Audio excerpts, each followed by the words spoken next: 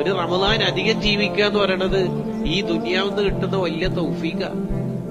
വെറുതെ വല്യവന റമദാൻ നമ്മൾ വിളിച്ചു വരുത്തിയിട്ട് നമ്മളൊന്നും ചെയ്തിട്ടില്ലെങ്കിൽ ഈ റമദാൻ നമുക്ക് എതിര് സാക്ഷിയായി പോകും.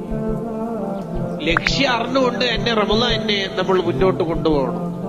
ഇസ്ലാമിലെ ഏറ്റവും ശ്രേഷ്ഠമായ ആരാധനകളിൽ ഒന്നായ നോമ്പിന്റെ മാസമായ റമദാൻ അൽഹംദുലില്ലാ സമാഗതമായിരിക്കുകയാണ്.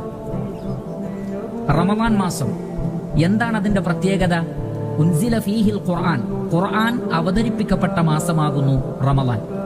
ആരെങ്കിലും റമദാൻ മാസത്തിൽ ഈമാനോടുകൂടി അഥവാ അള്ളാഹുവിൽ വിശ്വസിച്ചുകൊണ്ടും അവന്റെ ഏകത്വം അംഗീകരിച്ചുകൊണ്ടും നോമ്പ് അള്ളാഹു ഫർളാക്കിയതാണ് എന്ന് അടിയുറച്ചു വിശ്വസിച്ചുകൊണ്ടും അള്ളാഹുവിൽ നിന്നുള്ള പ്രതിഫലം മാത്രം കാക്ഷിച്ചുകൊണ്ടും വേറെ ആരെയും കാണിക്കാനില്ലാതെ, കാണിക്കുക എന്ന ലക്ഷ്യമില്ലാതെ ഇഖ്ലാസോടുകൂടി ഈമാനോടുകൂടി റമദാൻ മാസത്തിൽ ആരെങ്കിലും നോമ്പ് നോറ്റാൽ അദ്ദേഹത്തിന്റെ മുൻകഴിഞ്ഞ പാപങ്ങളൊക്കെ അള്ളാഹു സുബ്ഹാനഹു വ തആല പുറത്തു കൊടുക്കുമെന്നാണ്.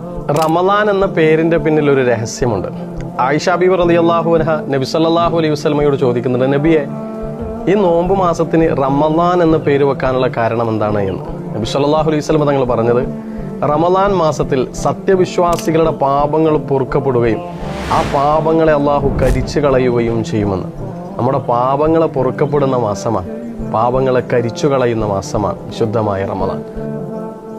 ജിബ്രീൽ അലൈഹിസ്സലാത്തു വസ്സലാം പറയുന്ന ഒരു കാര്യമാണ്, റമദാൻ മാസം ലഭിച്ചിട്ടും പാപങ്ങൾ പൊറുക്കപ്പെടാത്തവൻ അള്ളാഹുവിന്റെ കാരുണ്യത്തിൽ നിന്ന് അകറ്റപ്പെടട്ടെ, ആ വ്യക്തി നരകത്തിൽ പ്രവേശിപ്പിക്കപ്പെടട്ടെ, അള്ളാഹുവിന്റെ കാരുണ്യത്തിൽ നിന്ന് അകറ്റപ്പെടുകയും ചെയ്യട്ടെ. ജിബ്രീൽ അലൈഹിസ്സലാത്തു വസ്സലാം അത് പ്രാർത്ഥിച്ചു. എന്നിട്ട് പ്രവാചകനോട് ആമീൻ പറയാൻ വേണ്ടി പറഞ്ഞു. നബി സല്ലല്ലാഹു അലൈഹി വസല്ലമ ആമീൻ എന്ന് പറയുകയും ചെയ്തു.